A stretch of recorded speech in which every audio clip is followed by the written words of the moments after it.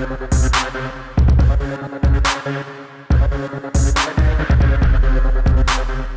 we're back. Hey, everybody. Riley here, Concealed Carry Expo. You're probably getting used to seeing Tim Schmidt pop in quite a bit now. What, the third time now? Hopefully not sick of, but and probably done now at this point. I don't know. Tim's probably getting sick of me, not vice versa.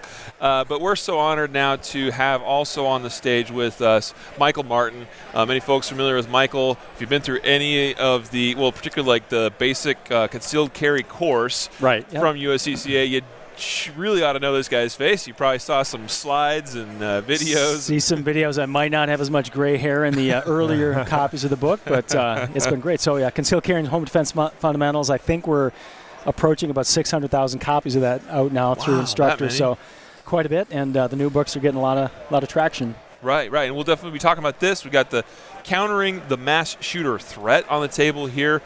Pretty new book. When did this come out officially? It's been about 6 months, so this was about a 3-year research effort. We actually started with a few magazine articles a couple years ago, and this was published about 6 months ago. So we've got not quite 100 instructors that are certified to teach us right now, and it's getting bigger. Yeah, that's awesome. And obviously it's a very sobering topic, right? And you said it's been out about 6 months. So was it out just before or just after the Las Vegas shoot? It was out before that, so this doesn't include data from Las Vegas or from Parkland. But the reality is, when I wrote the book, some of the comments I'm making here is, when you read this, there will have been other shootings that would have occurred, and my anticipation was those shootings would fall right within the data model that we built. And other than Las Vegas, which is an anomaly, the Parkland shooting was smack dab in the middle of the data models that we built from this, and the conclusions are all valid. Yeah. If it's all right, I'm going to put this right out here so folks can have a look at that. I've actually perused the book a little bit. I've got a copy sitting at home. Haven't had the time to really dive in, but I'll tell you, the information in there from what I've seen is incredibly timely. Yeah. Based on, we have had some terrible things that have happened in the last year in particular. We hate to see that kind of stuff, but the goal is obviously what can we learn from this? What can we do, hopefully in the future, to prevent? I want to go down that road with you. So, but I'm going to switch gears. Chances are people might not even know who Michael Martin is. That's probably background true. About you, or even how it came to be. This relationship here. Tim and I have known each other about 10 years now, and that's about as long as I've been a firearms instructor. And I'll kind of back up even further. Something that helped me with this book is my background is I spent some time in the Army and military intelligence, and I spent about 19 years in a career called business intelligence. My degree is computer science and mathematics, so that really helped me produce this book. But about 10 years ago, I started on the firearm side, and Tim and I met, and one of the first things we did together was Concealed Carry and Home Defense Fundamentals. That was a book that came out about 9 years ago, and it got some early traction, and it's I don't think we would have guessed that it would be as widely used as it is today. I think we've got 3,000 plus instructors using it today. So that was just the first thing we did together, and then I branched out in a couple other areas for the company. We did a book on emergency first aid. People who believe that having a gun for self-defense also believe that they should be able to take care of their family if something tragic happens, like a gunshot injury or a cardiac arrest. So that book helped people become a little bit more self-prepared, and then that led to this book that was far more personal than the other books. Tim and I both have young kids about the same age, and this book meant something more to us than teaching people how to carry a gun. It was, as you said, sobering. It was kind of hard to dig into this data, but it was meaningful to come up with results because we now have information we can bring back to our churches, our schools, and say, this is what you should be thinking about, as opposed to talking about banning 30-round magazines. Right, yeah. Right. I think it's important to note that one of the primary impetuses of us producing this book and Michael writing it is that we were overwhelming demand for this sort of information. So it was, certainly, Michael, it is very personal for both of us, especially for you, but hundreds, if not thousands of customers, like, we need to learn about this. This was the number one call into the call centers. Number one request. And so that's one of the main reasons I'm so excited about this book, and I'm also so excited that Michael is behind this. But so if we can just step back for 1 second, I can remember 10 years ago when I think I was in a Gander Mountain, and I ran across this book. Now, up until this point, the primary books that you read about firearms and self-defense are either done by the NRA or they're just text tomes by guys like Pincus. And I'm reading through this book. I'm like, this is like a Life magazine. The graphics are unbelievable, and this handsome model in every picture. I mean, that was in my younger days. This guy's and so I mean, it was really cool to connect, and it was great to make that early connection, Michael. And I'm so happy that we've been able to stay together all these years. And we've done a lot of projects. I think Tim sent me an email, and he used a couple curse words in his description of my book in a good way, and I still use that as Tim's first comment about the about the book. But wow. So we've done a lot of projects together. We had a chance to help recreate Concealed Carry Magazine into what it is today with a lot of new staff, and build the instructor program. That's when we first started talking about this. It was in Tim's corner office, and we thought, should we get an instructor organization going inside the USCCA? And that sounds like a good idea. Now, 5-6 years later, we got 3,000 guys out there teaching the materials, which is pretty amazing. Yeah. Good. Wow. Good memories, Michael. So, coming back now, countering the mass shooter threat. Like we said, it's a timely topic, of course. Unfortunately, it usually is. We do see a handful of major events typically each year. The last, recent history, we've had several pretty bad ones. I certainly can relate to, since Parkland especially, like you guys, it's on the mind, It's fresh. You see children, you see families being impacted. I also have kids a little bit younger than your kids, but my oldest is 11 now. He's getting close to that kind of middle school age, and your mind definitely goes there. You wonder about the safety of your children, if they're going to come home every day from school. The odds are it's not likely to happen, but you see these targets that are wide open for the taking. Soft targets, yeah. It's unlikely that a tornado is going to hit the school, yet the schools have a plan for that. They know what to do if a tornado strikes. They don't have a plan for when it comes to a mass shooter, other than hoping the shooter goes to another classroom rather than their own. Right. Well, we practice our lockdown procedures, our lockout procedures, all these different things, which certainly have made a difference in some events. But could we do more? Well, to me, it's so disingenuous that the leaders within the school organizations, when these events happen, what do? They just call for more, essentially, head in the sand, feel-good legislation in this concept that they think that we can magically make guns go away or keep guns from entering schools. And really what they're doing is they're like shouting from the rooftops that, hey crazies, hey psychos, if you want to inflict some mass casualties, come to the school, because we literally have signs that say no guns. I mean, it makes absolutely no sense. Right. Yeah. I'm a little surprised by the Parkland students, who I give them credit for grassroots efforts, but students should know how to do the scientific method to determine if a change will have the effect that you want. They're not doing that. They're saying, get rid of the AR-15s, get rid of the 30-round magazines. But they know from science class, if you remove one variable and insert a different variable, you determine, did I make a good change or a bad change? You pull the AR-15 out and you put a shotgun in the guy's hands. Is it going to change anything? Of course not. Yeah. It's not going to change anything. If you go from a 30-round magazine to a 10-round magazine, part of the data that I've proven in the book is the rate of fire of these shooters is already so slow, they could have 1-round magazines and they'd still be able to attain the rate of fire they've got. This is not a rate of fire where you've got a shooter firing across 500 yards across rice paddies in some distant war. These guys are shooting students 2 feet away, 3 feet away. Right. You don't need rapid fire. You don't need a round size. They're making a bad conclusion on the data, Inaccurate, and they're falling into the trap of what everybody's screaming on the left. So, well, and the Parkland shooting is an interesting case study, because almost immediately you have the calls for the magazine capacity limits, the banning of AR-15s, the raising of the purchase age, and all this stuff. And yet you look at Parkland, and what did he use?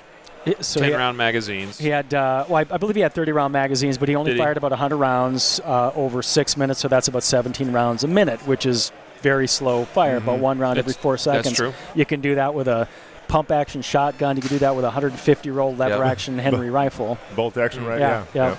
I'm wondering what I missed, because I thought I saw in the news a report about using 10-round mags. But you made an excellent point. He might have been. Part of the point that we make in the data is the magazine size truly doesn't matter. Right. The rates of fire that they have when you're shooting targets who are not fighting back can be 1 round every 4 seconds, and you'll still end up with 17 people dead. Yeah. that's exactly what we have to get, an understanding of. The general public needs to get an understanding of, because what you have is fish in a barrel. Right. And so the capacity doesn't matter, the rate of fire doesn't matter. They're just sitting fish. One of the students that survived made the comment that he was hiding under his desk. And when I heard that, I wanted to kick my foot through the TV, because I thought, what school allows their student, the only method he's got of protecting himself is hiding under a desk? What parent allows their kid to go to school and thinking hiding under a desk is a good idea? Pick the damn desk up and smack the guy over the head with it if you've got no other choice. Yeah. No, that's good advice. I think the worst part about it is that it only requires a small percentage of teachers or administrators or coaches to be that frontline defense for schools, and you don't have to have 100% of the teachers armed. Just a small percentage is going to create that deterrent effect. So the solution is right there, because I guarantee you that every school, if you have 100 teachers, 100 administrators, coaches, at least 5 of them are willing to carry. Yeah, that's all you need. 5 of them are very likely veterans, or they might be part-time law enforcement. Exactly. They might be retired law enforcement. In fact, one of the questions I asked in my audience, there was the opposite side of the question. I said, picture a teacher in your school who you can think would be the worst possible person to be an armed educator. And I said, everybody got that person in mind?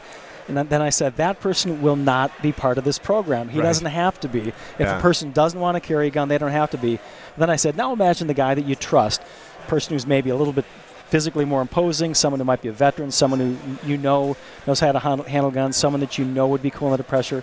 That person could be someone who joins this program, but they don't have to be either. But in a school of 200 teachers, if you've got 5 or 6 people who fit the model, they're willing to go through a little extra training, and then you have a sign out front that says, armed staff will protect our students and staff members. Michael, that is a 2-part solution that will literally instantly solve the problem. Talk about the scientific method. I mean, it works in banks, it works in jewelry stores, it works at the airports.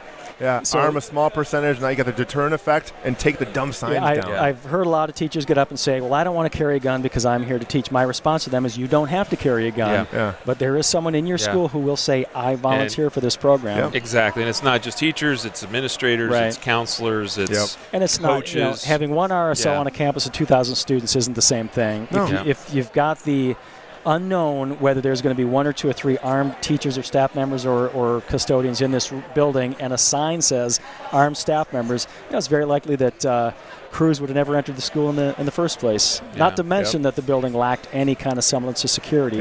And he walked right in the door. And just like the shooting in Maryland that happened a few weeks after the Parkland shooting, once this goes across the country, and then the next 2 or 3 crazies that try to attack a school, and those 4 or 5 teachers, they shoot them dead. Now guess what? It's over. Right. Yeah. They'll stay at home playing on their Xbox instead of pulling the gun out. So part of the problem I think we see is, let's say those on the left are successful in Florida. Let's say AR-15s and 30-round magazines are banned, and the next shooting happens, and the guy brings a shotgun in, or the guy brings a revolver in. Those people are not likely to say, boy, were we wrong, let's switch back. They're going to say, well, now let's get the shotguns, and now let's get the revolvers. They're never going to conclude that a defensive posture makes sense, including using defensive firearms. They'll never admit to that. No. Exactly. And that's okay. There's a lot of great people in the middle. There's a lot of people that fit in that middle that just don't get it. So the book is meant to help educate them, to explain. We can prove mathematically that it's not the 30-round magazines, it's not the AR-15s, it is the gun-free zones, it is the lack of training to students and staff members and church members that are causing this. Yeah. I find it interesting, and I wish we would see more of this, I guess, coverage in terms of the media. I think I saw one article about it in the aftermath of Parkland, about the fantastic case study that we have in the entire state of Utah, right, where concealed carry is allowed, any permittee, on public school property. And then you look at how many school shootings have happened there. Right. And one of the comments I make in the book is, I make some advice at the end on how people can take action, and one of the bits of advice is be a responsibly armed American. Even in Utah, with as many permit holders, as many concealed carry holders as you've got, the likelihood of them carrying isn't where it should be. That's true. The shooting in the church in Texas, that was not a gun-free zone, but nobody there had a gun. And heck, in Texas, you should have had everybody there carrying a gun, and that guy would have been taken down in the first couple of shots, but it didn't happen. So people need to be conscious of protecting themselves and their families and their friends and loved ones. Right. And that, of course, Sutherland Springs, Texas, such another interesting case study as far as they call for the bans on the AR-15s, but yet you have the Good guy Samaritan who citizen that grabs stopped his with the AR. AR-15, Like, yeah. what is the gun he grabs? Yeah. AR. That's downplayed quite a bit. It really, really Did you is. guys see the news story in Chicago where maybe it was a couple months ago there was two people outside having a knife fight in this apartment complex, and the Good Samaritan sees what's going on, runs in, grabs his AR-15, comes out, ends the attack, probably saves the guy's life. Right? Knife attacks are kind of tough. And so then they show this guy in the news, and he's wearing his USCCA hat. That's right. He's one of our instructors. That's right. Well, I think I saw you like the day after that or something, Nice. and you had made that comment. Did you see the guy? Did you see the hat? And he was wearing it proudly, He too. was, yeah, Good, that was great. good I on would him. have run back inside just to grab my hat so I could come back out, throw my USCCA jacket on. And, Yeah. You should give that guy like a free year's membership, Tim. Oh, we already hooked him up. Oh, all right. That's phenomenal. and you make a good point, because I think as much as we feel like the left is kind of winning the battle, I think Tim's point is right, that it's a small group of people who are just yelling really, really loud. Yeah. I think more and more people are getting educated and quietly educated on what's going to make a difference here. I hear from a lot of school teachers that say, people in my school are talking, and we don't think it's the magazines. We don't think it's the AR-15s. We think we've got to do something different. So this guy who pulled his AR-15 out and saved a life, the media may not want to report on the story the way it happened, but that's one great story. And there are a lot more guys out there like that, and we just got to keep finding them. Well, that reminds me of one of my favorite quotes of all time, especially in terms of social, I guess, change. Margaret Mead: "Never underestimate the power of a small group of people to change the world, because it's the only thing that ever has." Oh, yeah. Yep. Yeah. Right? I mean, that's ultimately, your book, you're changing one mind at a time, and that trickle starts a flow, and next thing you know, I mean, now the teachers will be talking about, hey, maybe this is the solution. Right. And I, doing research in the book, I was amazed to find out where armed teachers are actually cropping up. In California, they actually have some schools where they've got armed teachers. It's, kind of kept quiet. They don't want to make a big deal of it, but Texas isn't the only place that are getting armed teachers, so that may grow up as more and more and more, and of course those schools won't be hit. The neighboring schools that don't have armed teachers and they've got the gun-free zone signs on their glass doors, they may continue to be hit. Right. Obviously, I mean, there's a lot of this talk about arming teachers or administrators or staff or whatever. Other solutions that you have in mind that you propose as far as countering the mass shooting threat? So specifically for schools, there's a lot of things that we can do. Number one, just the basic physical security of schools is ridiculous. It's my son's school finally has a locked front door. You've got to buzz your way in, and I appreciate that, but it's a glass door, so if a shooter wanted to make their way through it, they could certainly do it. So the physical security has to be improved. There's a school in Indiana called Southwestern High School that spent $400,000 to improve their security, and it was pretty simple. They got ballistically protected doors and windows on the outside, ballistically protected hinges and locks. A determined person can get through that door, but it'll take 3 or 4 or 5 minutes, and we know an active shooter is going to stop after a few seconds if they can't breach a door. They've improved the way their lockdown security works, so instead of just airing it over the loudspeakers, teachers and administrators carry fobs that at first sign of trouble, they'll hit this fob and it'll set an alarm off that automatically calls the sheriff's office. The sheriff's office automatically can see what's happening in the school with video. Right. So those are all passive things, but it intimidates any shooter who would potentially go in there. Certainly. And then the other thing that's got to happen is these students have got to be taught to fight back, not just go pile themselves up in a corner. You think about the average classroom, from shoes to glue sticks to staplers to books to desks, there are enormous numbers of things that can be used as improvised weapons. If you teach the kids how to use those, if a guy comes through your door, that guy's going to stick his head through the classroom door and get it knocked off by, even kindergartners whipping their shoes. So there's got to be, we have to count on more than just the 5 or 6 or 8 armed teachers or staff members who might be in that school. Yep. We've got to make those schools, promote it, put those signs out front that say armed staff members, or make it known that the school's not one to be trifled with. Not going to be a soft target, Right. hopefully. Yeah. And I'm sure Tim's done this with his kids. Is we teach our kids what to do if an active shooter happens. You don't just sit there, and if your teacher says, duck your head down and don't kiss your butt goodbye, pick up whatever you got, or if you can make it to an exit, run as fast as you can, and don't stop running until you're to the woods or, that's the same advice I give my kids, Michael. Yeah, absolutely. Well, we certainly have had some conversations with my own children in recent days as well. And they're still quite young, but, there's some basic things you can get them started with, of course. So these are all great suggestions, guys. So what's next for you? Like, what do you got coming up, Michael? So, with the 3 books out now, there's a continual update on that because every one of the books has got an instructor program behind it. There's materials the instructors can buy, and there's an online component, so we continually update those. But there's a couple other topics on the horizon, and one naturally occurs as my sons get older, and I know Tim's kids are involved in this as well.